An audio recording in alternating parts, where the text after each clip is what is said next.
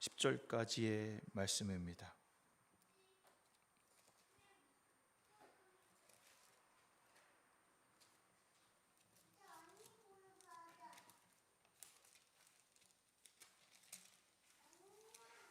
하나님의 말씀입니다. 여호와의 말씀이 두 번째로 요나에게 임하니라. 이르시되 일어나 저 큰 성읍 니느웨로 가서 내가 내게 명한 바를 그들에게 선포하라 하신지라. 요나가 여호와의 말씀대로 일어나서 니느웨로 가니라.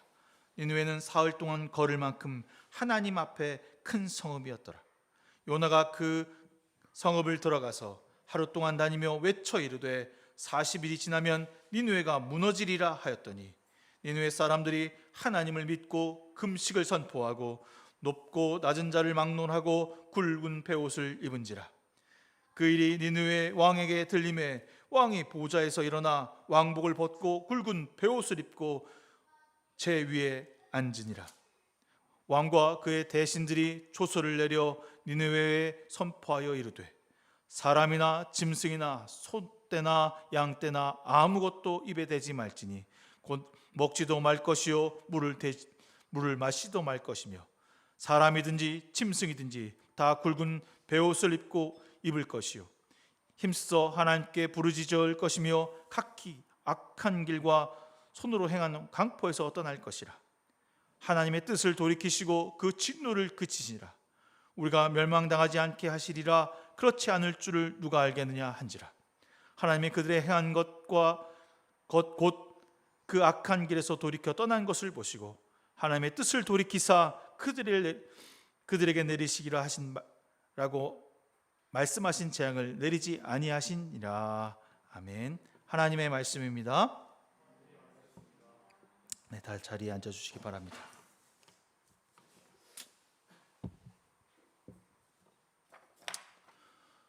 어, 40일이 지나면 니느웨가 무너진다라고 요나가 외치는 상황입니다.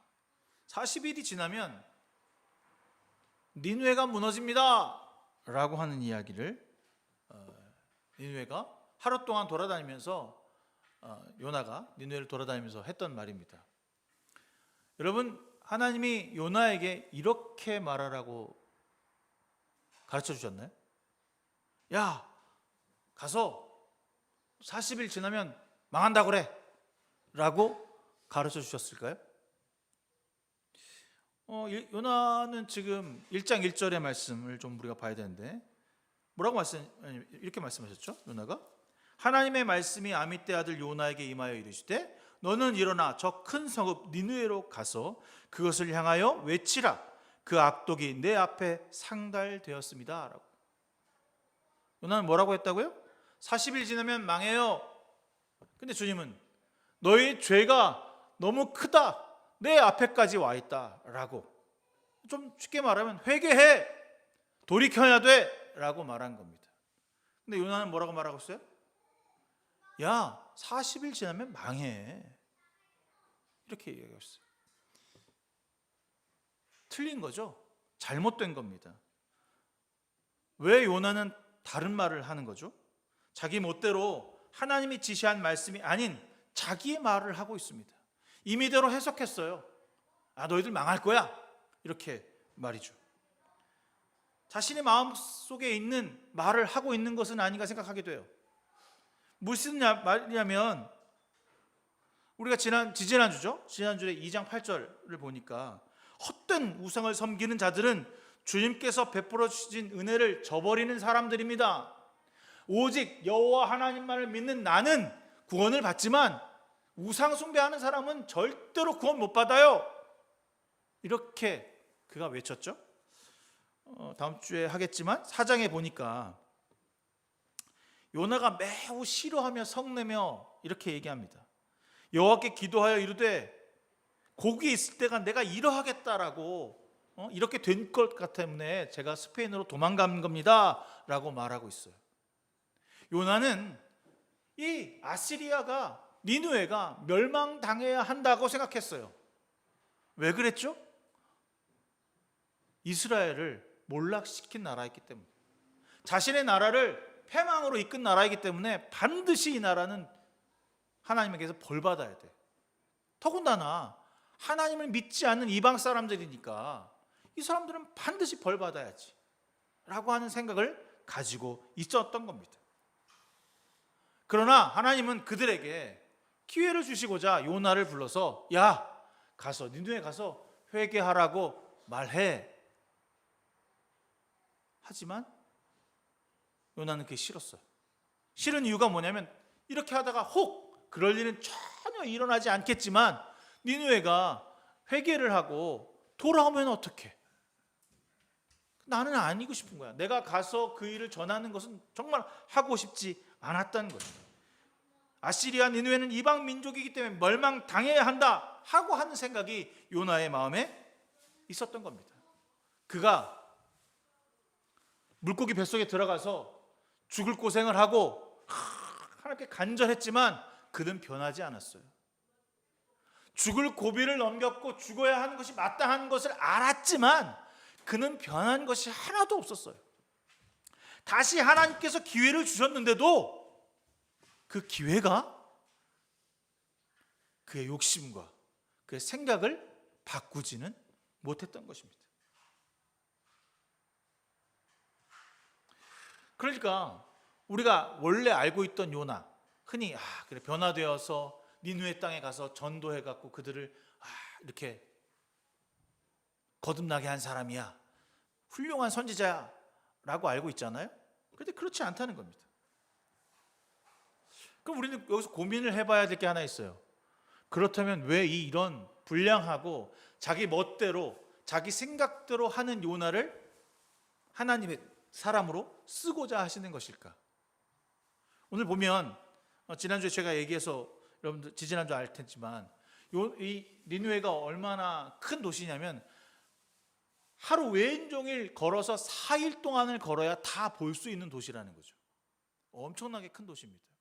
제가 루브르 박물관을 간 적이 있는데 루브르 박물관에 갔더니 거기 있는 사람들이 그러더라고요.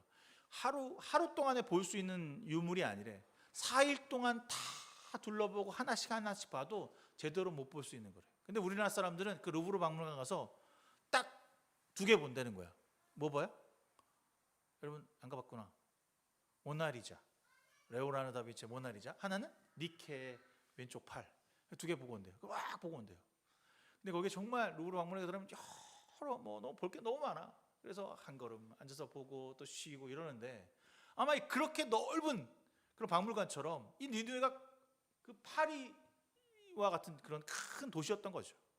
근데 오늘 뭐라고 되어 있습니까? 하룻길, 단 하루.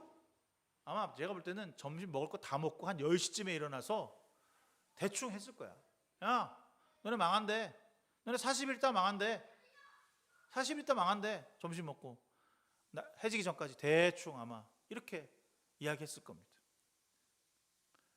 개떡같이 얘기한 거죠.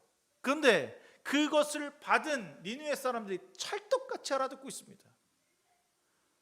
작은 소리를 했는지도 몰라.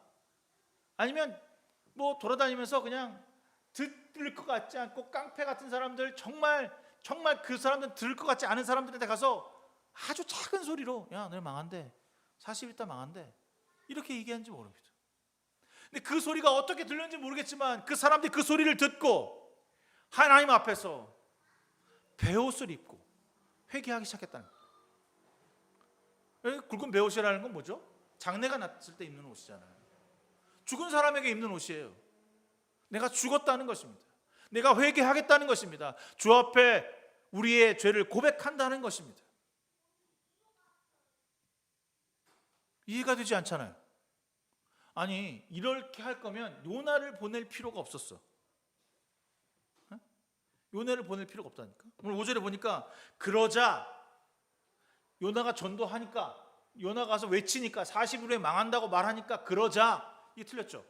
이 표현이 이렇게 하면 안 돼요. 그러나 그들은 듣지 않았다. 이렇게 나와야 되는 거죠.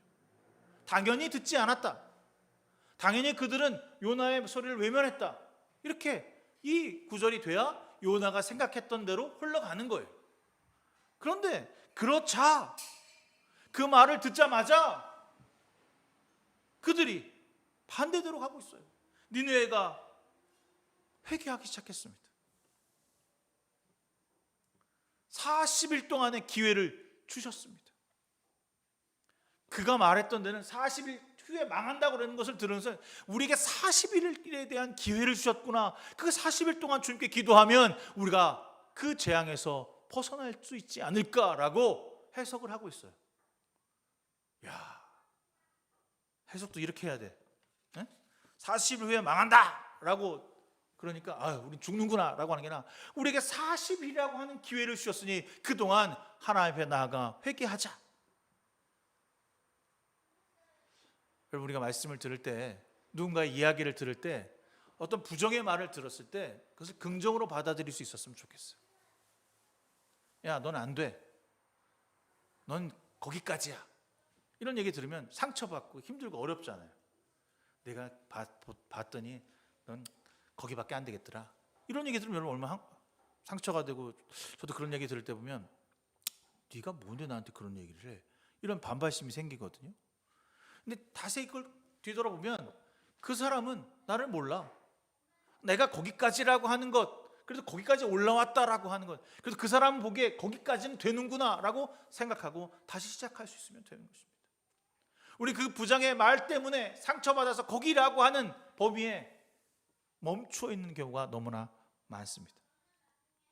저는 요즘에 보는 드라마가 하나 있는데 나의 해방일지라고 하는 드라마인데, 여전히 단순하고 뻔한 삶을 살아가는 그 세 남매의 이야기를 보여주는데 너무 재밌어요.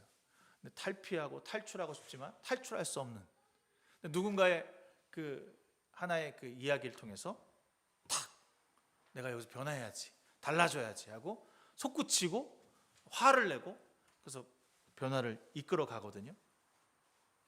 우리는 어떤 말에, 어떤 생각에 속박되어 있습니다. 아마 니느웨 사람들이 요나의 말을 듣고 그 말을 무시하거나, 그래 우리 40일 망하지 뭐, 너는 떠들어라 라고 하고 지나갔으면 정말 망해버릴 수 없었을 것입니다. 그런데 어떻게 했습니까? 그들이 그 말을 듣고 하나님이 우리에게 주신 새로운 기회라고 하는 생각으로 주 앞에 나가게 되었던 것입니다. 10절에 하나님께서 그들이 뉘우치는 것, 곧 저마다 자기가 가던 나쁜 길을 돌이키는 것을 보시고 그 뜻을 재앙을 내리지 않았다라고 쓰고 있습니다. 그들이 원래 했던 행위, 악한 행을 버리고 다시 돌이켰다라는 거죠. 이렇게 빨리 돌이킬 거면 요나 말고 다른 사람을 보내도 아마 돌이켰을 거예요.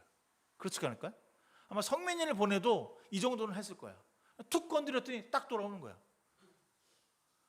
그렇게 말도 안 듣고 다시스로 도망가는 요나를 그냥 버리고 다른 순종하고 괜찮은 사람을 보내면 될 텐데 왜 이토록 말도 안 듣고 자기 뜻대로 임의대로 말하는 요나를 보내셨을까라고 하는 생각을 하게 됩니다.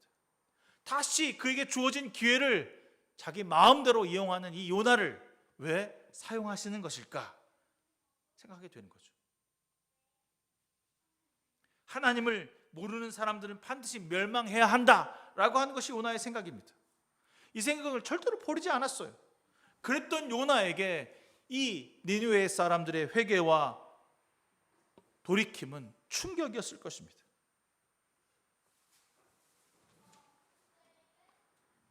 그런 요나를 사용하시는 하나님, 무엇을 말하고 싶으신 것일까? 어떤 이야기를 하고 싶으신 것일까? 요나 같은 사람도 사용하신다? 뭐 그럴 수 있겠죠. 그런데요, 자세히 우리가 봐야 할 필요가 있어요. 니느웨나 요나나 같아. 니느웨나 요나나 여전히 그들은 변화받을 수 없는 사람들이었습니다. 여전히 실패한 사람들이고 하나님을 모르는 사람들입니다. 요나도 자기 생각에 빠져서 하나님을 자기 멋대로 해석하는 사람이었습니다. 하나님은 이 모두를 사랑하신다라고 말씀하고 있습니다. 하나님이 이 모두를 다 나의 백성이고 내가 구원할 사람이라고 말씀하고 있는 것이죠. 이것이 바로 하나님의 선포이고 하나님의 뜻입니다. 40일 동안 내가 너의 은혜를 베푸는 것은 너희들이 예뻐서가 아니다. 요나의 말을 뒤집으시는 거죠. 요나를 통한 심판의 완성은 멸망이 아니라고 하는 것을 말해주고 있는 것입니다. 니느웨가 회개하면 돌이키시는 하나님, 요나가 자기의 뜻을 굽히고 죽음의 삶에서 하나님을 찾으면 다시 돌이키시는 하나님이라는 거예요.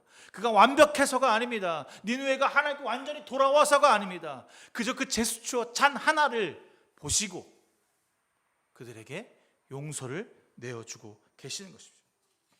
모두가 하나님의 백성이라는 것입니다.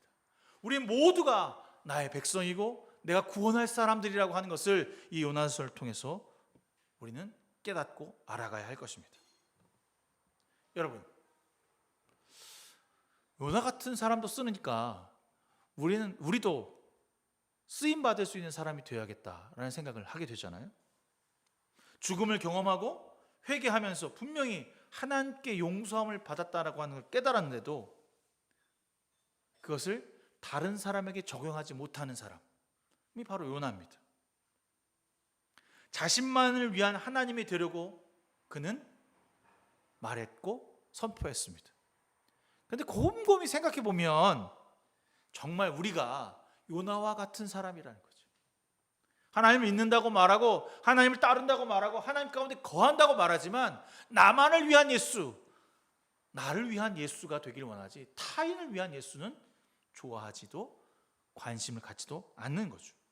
우리가 분명히 하나님께 구원받았다, 용서함을 받았다, 돌이킴을 받았다, 너는 나의 사람이라고 하는 사실을 알았음에도 죽음을 경험한 사람임에도 여전히 다른 사람을 하나님께로 이끌 수 없는 갇힌 자들이라고 우리는 알고 있는 것입니다. 불성실하고 임의대로 자기 멋대로 하는 요나를 보면서 우리가 과연 요나와 다를 것이 무엇인가를 생각해 봐야 합니다. 여전히 우리도 편협한 사고를 가지고 살아가고 있습니다. 한쪽으로 치우치는 사고를 가지고 살아가고 있습니다.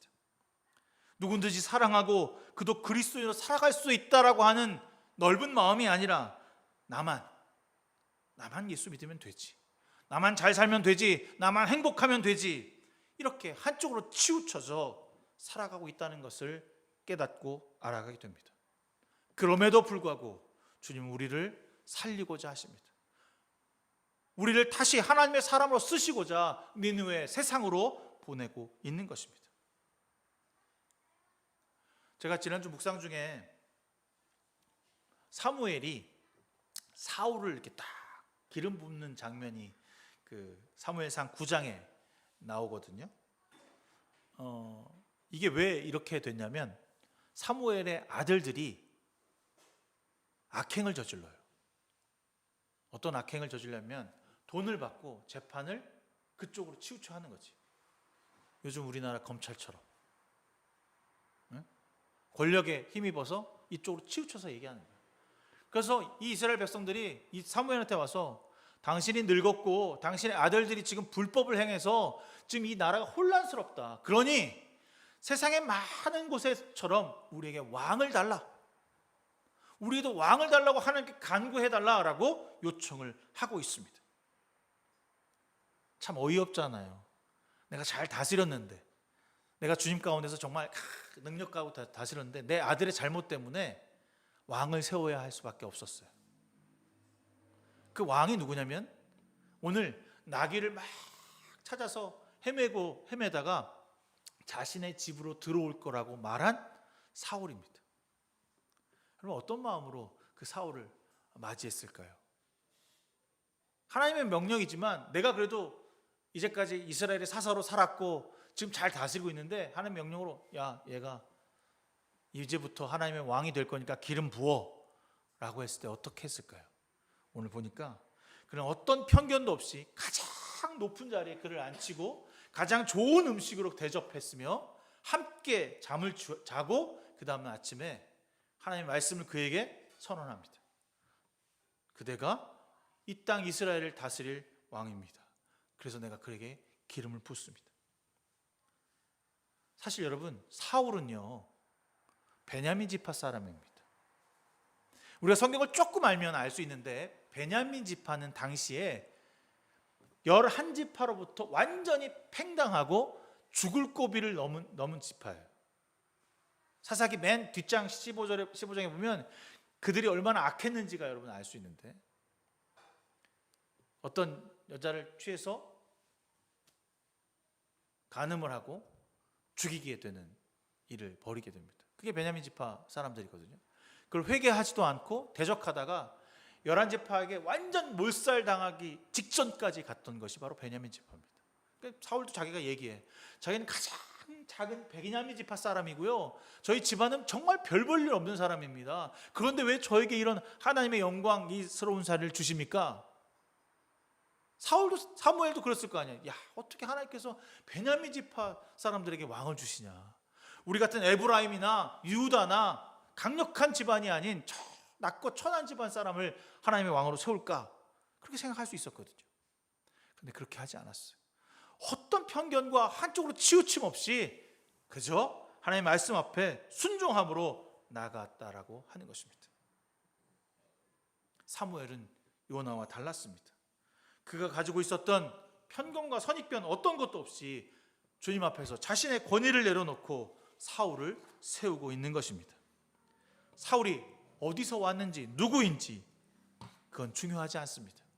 하나님 말씀 앞에서 끝까지 충성하며 그 영혼에게 다가서고 있습니다. 자신의 기득권을 완벽하게 포기한 상태로 사울에게 기름 부음을 하고 있는 것입니다. 저는 제가 생각할 때 정말 기득권을 갖고 있는 사람이 아니라고 생각했거든요. 제가 어딜 봐서 여러분 기득권이 있겠습니까? 그렇잖아요. 뭐 그렇게 가진 것도 없고 작은 교회 목사라서 늘 약자 뭐 이렇게 생각하고 살았거든요. 하지만 제가 이 본문을 보면서 참 가진 것이 많은 사람이다라고 하는 것을 알았어요. 아무것도 남들이 보기에 가진 것이 없는 사람 같지만 많은 것을 가지고 있다는 사실을 알게 됩니다. 내려놓지 못하고 여전히 다른 세계에서 살아가려고 하고 있습니다. 주의 말씀을 스스로 판단하고 여전히 나의 생각대로, 우리의 생각대로 주님을 생각하며 해석하고 있다는 것입니다. 목사라는 이유로, 나이가 많다는 이유로 대우받으려고 하고 목이 고다 있는 모습을 보게 된다는 거죠. 그런데 왜 이렇게 되었습니까? 이런 사람을 왜 사용하시는 겁니까? 하나님이 이렇게 부족하고 연약한 사람들조차도 사용하고자 하시는 이유는 모두 당신의 백성이기 때문입니다. 그들 모두가 구원받아야 할 사람들이기 때문입니다. 우리를 사용하시길 원하십니다. 우리 이 연약하고 여전히 한쪽으로 치우쳐 있고 나만 하나님 잘 믿으면 된다라고 하는 우리를 당신의 사람으로 쓰고자 하시는 것입니다. 우리에게 다시 한번 기회를 내어주시고 있는 것입니다. 여러분 상황 가운데 여러분 많은 것으로 발목 잡거나 또 이렇게 가야 할 가운데 이렇게 못 가게 되는 경우가 있을 겁니다. 내가 원하는 방향으로 가지 못할 때 여러분 그것은 틀린 것이 아닙니다. 그때가 바로 주님의 방향을 다시 한번 생각해보고 찾아보아야 할 때는 거죠. 이 길이 나의 길인 것 같아, 여기가 맞는 것 같아서 다 가다 봤어요. 근데 여기 뭐 부딪히고 뭐 안 되고 그래서 그냥 그만이다 이렇게 생각하는 것이 아니라, 주님 제가 제 방이 틀렸다면 주님의 방향으로 인도해 주십시오라고 먼저 간구해야 할 때입니다. 여기 아니면 없겠어? 딴 데 가면 되지. 이렇게 자기 뜻대로 자기 임의대로 판단하고 뒤돌아버리고 끝나는 것이 아니라 하나님 앞에 간구할 수 있어야 합니다. 우리를 사용하시겠다라고 말씀하신 주님 앞에 내려놓아야 하는 것입니다. 내 뜻을 돌이킴으로 끝나는 것이 아니라 주님 앞에 뜻을 굽히고 주 앞으로 나가야 할 때는 것입니다. 멸망에서 용서와 사랑으로 인도하신 하나님은 우리도 함께 돌이키시고 용서하며 함께 하기를 원하십니다. 여러분, 그것을 알았다면, 그것을 배웠다면, 경험했다면 우리는 인정하고 사랑하며 편협한 우리의 시각을 내려놓고 하나님께 주시는 또 다른 기회 앞에 측은함으로 40일을 기다리고 회개 가운데로 나갈 수 있어야 하는 것입니다. 우리는 요나와 다를 바 없는 사람들입니다. 우리도 요나처럼 죽음을 경험한 사람들이 아닙니까? 주님 앞에 죽었다라고 고백한 사람들이 아닙니까? 그럼에도 여전히 우리는 부족합니다. 여전히 하나님을 믿는다라고 하는 것이 잘 되지 않는 사람들입니다. 그래서 주님은 우리를 찾으십니다. 우리를 사용하시길 원하십니다. 그러니 우직하게 주님처럼 우는 자의 소리를 듣고 그들의 아픔의 치유의 손길이 되어 사용되기를 소망하고 기다리길 바랍니다. 사랑하는 성도 여러분, 제가 가끔 여러분 기도합시다, 여러분 기도해야 될 때입니다 라고 말하면 내가 기도할 게 뭐가 있겠어 라고 생각할 때가 있거든요. 여러분 한 주일에 몇 번씩 회개 기도하시나요? 그렇게 거의 안 하나? 그럴 수도 있겠지. 오늘 요나 2장에 보면 하나님 뱃속에 있으니까 간절하게 기도하면서 회개하잖아요. 근데 제가 지난주에 그런 얘기 했어요. 이건 회개 기도한 거 아니라고. 근데 그럼에도 불구하고 하나님 살려주신다고. 여러분, 우리는 그렇게라도 요나처럼만이라도 기도해야 합니다. 여전히 우리 뜻을 관철할 수 없어서 헤매고 이건 아닌 것 같다고 할지라도 주님 앞으로 나갔으면 좋겠어요. 죽음 앞에서도 여전히 내 생각, 내 뜻, 하나님을 찾지 않는 사람, 그런 어리석은 사람이 아니라 하나님 앞께로 나갔으면 좋겠어요. 니느웨가 들었던 그 음성을 우리도 듣기를 바랍니다. 우리에게 기회를 주실 때 아멘 이라고 화답하고 죽음을 각오하고 우리도 베옷을 입고 금식하며 주님을 찾아야 합니다. 대단한 금식을 하라는 것이 아닙니다. 나의 시간을 내려놓고 주님께 가는 시간이 영혼의 금식입니다. 그러니 제발, 그러니 저 부탁드립니다. 내가 가지고 있는 권위와 권력과 시간을 내려놓고 하나님께로 나가십시오. 그럴 때 여러분에게 주어진 기회가 빛날 것이며 내 뜻이 아닌 하나님의 뜻으로 나갈 수 있게 됨을 기억하길 바랍니다. 기도하겠습니다. 좋으신 하나님, 주님 안에서 우리에게 주어진 기회를 다시 한번 생각하게 하시고 주어진 기회 앞에 하나님의 힘과 능력을 가지고 달려나아가서 주님의 부르심 앞에 응답할 수 있는 귀한 성도들의 삶이 되게 하여 주시옵소서.